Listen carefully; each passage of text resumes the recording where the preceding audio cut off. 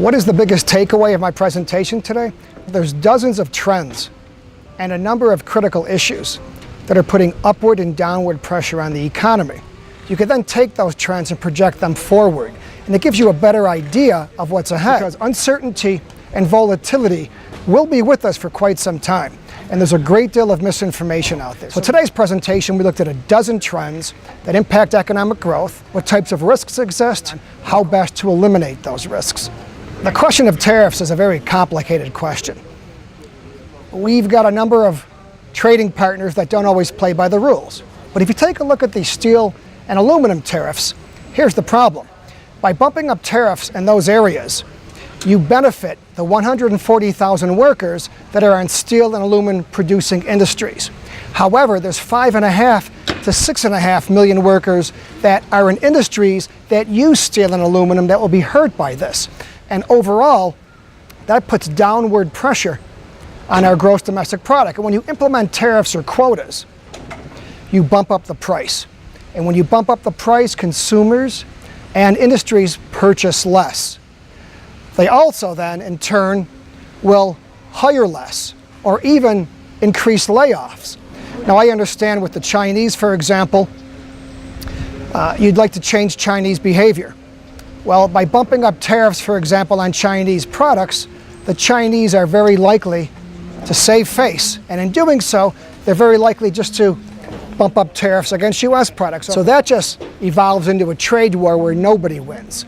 The best strategy, I believe, would be to work with our allies, the Canadians, the Mexicans, the Europeans, our friends in Asia, and coordinate a cohesive strategy and a response where together we put pressure on the Chinese to change behavior. And I think that is more likely to work and benefit all of us in the long run.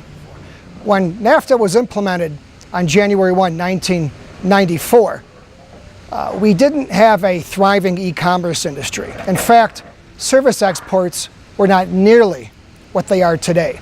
So there's a number of improvements we can make in NAFTA. And NAFTA has already been updated 11 times since it was implemented. So there's a whole number of things we can do to improve upon the existing agreement.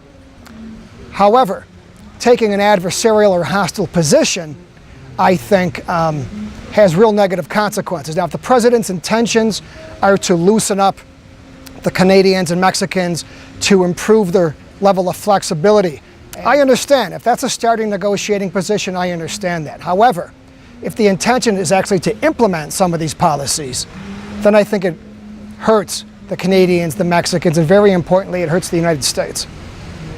What is the impact on labor? What are the trends in labor? A major trend underway is this.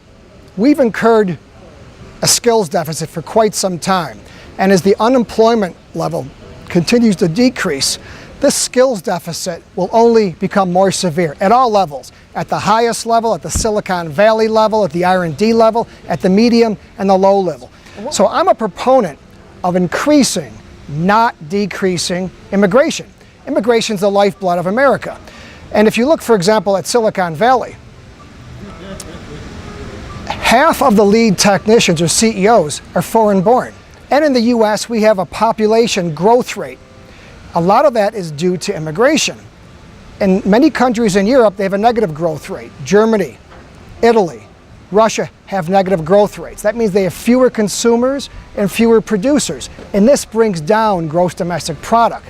That's not a good thing. So the policies that the president's talked about, I believe, are actually opposite of policies we should be implementing. US universities attract the best and the brightest that the world has to offer. We then educate those students and we send them home to compete against us. In my opinion, that's a failed immigration policy. We want students to come here, then stay once they graduate, invest, hire Americans, start new businesses. And very surprising to many, immigrants actually have lower incarceration rates than native-born Americans. They actually have higher entrepreneurial rates. So of course you've got gangs and things like that that you'd like to keep out. And there's a lot of undocumented immigration that needs to be addressed. But overall, we need more immigrants, not fewer. And immigrants at all different skill levels. Or U.S. companies, if they can't find the skills they need, they can't grow. And if they can't grow, does that mean they've got to move to Bangalore, India, where skills exist? So the bottom line is the aluminum and door manufacturers have to pay a great deal of attention, day by day, hour by hour, on what's happening in Washington, and really reassess their supply chains and pay particular attention to this because it's volatile and the uncertainty can be damaging.